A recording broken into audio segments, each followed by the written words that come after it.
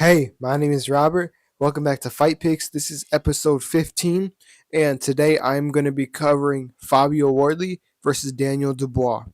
This fight is for the vacant WBO heavyweight title, and just right off the bat, it's an amazing fight style kind of matchup because it's two guys who just know how to hit at heavyweight. These two guys that combined have 40 knockouts, and both of these guys combined have also only went the distance 3 times, which is really impressive considering that they both have more than 20 fights on their resume. So this is a great stylistic matchup. It's a great fight overall. I'm really looking forward to it. Let's jump into my fight prediction. I'm going to start off with Daniel Dubois and his fight style and some of the issues he has with his game as well. Daniel Dubois is a 6'5" heavyweight orthodox power puncher, and he holds a traditional guard with his right hand slightly away from his chin. So he stands like kind of like this a little bit. Not like this is the traditional guard. He stands more like this. He fights in the front foot and looks to use his power early in a fight. Daniel Dubois has power in both of his hands, but he has found the most success in his straight right and his overhand right. He found a lot of success with these shots against Anthony Joshua and Filip Hrgovic. Dubois likes to walk his opponent down and uses his jab to set up his power punches. Dubois can be bouncy on his feet in moments and uses this to explode into range more effectively. He managed to do this very well in his fight against Anthony Joshua, and it was the main reason he won that fight so decisively. Anthony Joshua couldn't deal with Daniel Dubois' raw pressure from the opening bell, and he immediately faded once he got clipped clean on the chin. This is a version of Dubois that has been showing up a lot more recently in his most recent fights. Against Usyk in the rematch, Dubois was pressuring from the opening bell. However, Usyk gained Dubois' respect once he began beating Dubois to the punch. Dubois struggled with the southpaw, masterful boxer puncher in Usyk, whom Wardley doesn't resemble at all. Defensively, Dubois prioritizes head movement to dip out of the way of punches. When Dubois slips or dips out of the way of a shot, there's a big chance that he is going to come back with a counter of his own. His guard doesn't really benefit him defensively, and he can be caught through it. And because of this weak and penetrable guard that he has, he can be caught with straight punches like jabs and right hands. Dubois hasn't shown the best durability throughout his career. He had an odd performance against Kevin Lerena, where he was dropped 3 times in the opening round. He went on to win that fight, but it shows that Dubois can struggle with the equilibrium kind of shots. He was also knocked out badly in the rematch against Alexander Usyk, and he was stopped by Usyk in their first fight as well. Anthony Joshua and Filip Hrgovic also rocked Dubois when he fought them. Despite this, it is the heavyweight division, so of course, if you get clipped on the chin clean, there is a high chance that you're not going to be able to recover. Now I'm going to be covering Fabio Wardley, his fight style, and some of the issues he has with his game as well. Fabio Wardley is also a 6'5" orthodox heavyweight power puncher. He is heavy on his front foot and has shown incredible punching power as of late. Despite not having an amateur background, he has great punch selection and has beaten many high-level and elite boxers with it. Wardley fights with his lead hand low and his right hand cocked and ready to fire. He has a very solid jab, and he stabs to the body and to the head with it. He has power in all of his punches. He has a nasty left hook, overhand right, and uppercuts as well, but I will say he does seem to favor that right hand, and it's clear if you see him fight. The power, however, is not the only thing he has. If it were, he wouldn't be this highly ranked in this division. Wardley is naturally a fighter, and it shows in moments where unexperienced fighters like him would struggle. When he has his opponent hurt, his punch selection is great and very impressive for a heavyweight as big as him. It may look sloppy, and I agree it is pretty sloppy sometimes, but it is also very calculated because he's thinking. He doesn't throw haymakers just to throw haymakers.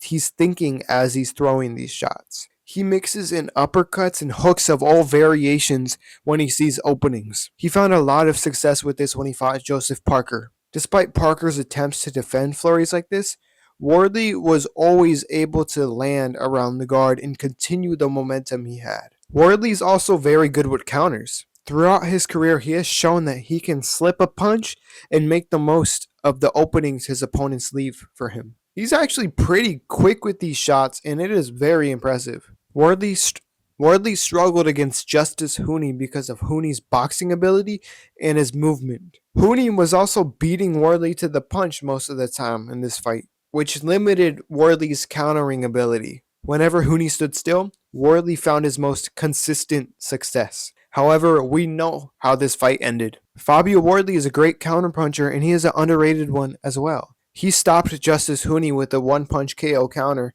and he hurt Joseph Parker with an incredibly timed uppercut. He showed in these two fights that you can never count him out, no matter how much he is losing by or how badly you are beating him. Defensively, Wardley prefers head movement like slips, weaves, and rolls. He utilizes his parry and his shoulder roll occasionally, but he isn't as effective with it. He is much better at just simply moving his head out of the way of punches than anything else. Sometimes when Wardley commits to a combination, he can be open for a split second, and sometimes more than a split second because his footwork isn't the fastest. When he jabs to the body, he kind of leaves himself out there and he is open on the exit. Quick counter punchers, like let's say like an Usyk, could definitely take advantage of mistakes like that. Wardley does get hit pretty often, but so far in his career, he has showcased a great chin. Justice Hooney was landing some devastating shots on the chin of Wardley, and Wardley was just taking them. He had a moment against David Adelaide where he got stunned in the clinch for a split second, but he recovered like immediately. This dude is a genuine heavyweight and is as tough as they come. Now I'm going to go for my predictions and the fight specifics for this fight right here. This great heavyweight matchup. I'm going to tell you who is going to win this fight. This fight is a classic tale between two high-level heavyweights that can hit. Both guys have a 95% knockout ratio, and that's crazy. It's both of them share, like I said earlier, they only have 2 decisions that they've won, and Wardley went to a decision that went to a draw. But both guys have only been the distance, combined 3 times. Dubois has knocked out the talented Anthony Joshua and stopped 2 fighters with granite chins. Jarrell Miller and Filip Hrgovic. Those 2 guys can take a punch. Watch Dubois' fights against them.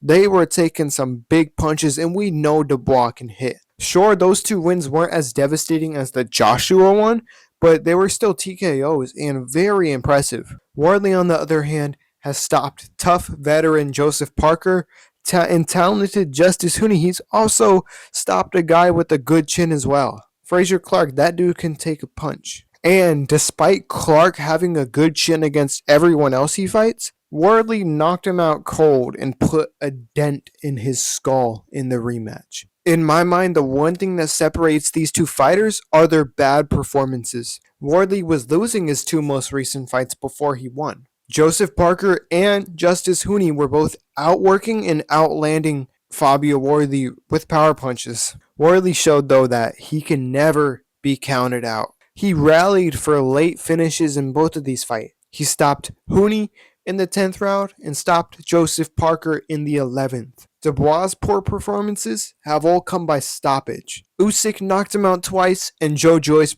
forced him to preserve his own health and take the full 10 count. In a fight between 2 heavyweight power punchers, I see a fighter in Dubois who has been hurt and down multiple times in his career, facing a fighter who can take a punch and deliver one as well. If this fight gets dirty, which, let's be honest, that's probably going to happen, I can see Wardley taking a few of Dubois' shots. I am not sure if Dubois can take a clean shot from Wardley. Of course, it's the heavyweight division, and everyone can stop anyone, but I can't look past this, and for this reason, I am picking Fabio Wardley to stop Daniel Dubois. I believe that he will stop Daniel Dubois in the middle rounds. My pick is round 6. Both fighters are bound to get hit in this fight. I just prefer the durability of Fabio Wardley. Thank you guys for tuning in for episode 15 of Fight Pics.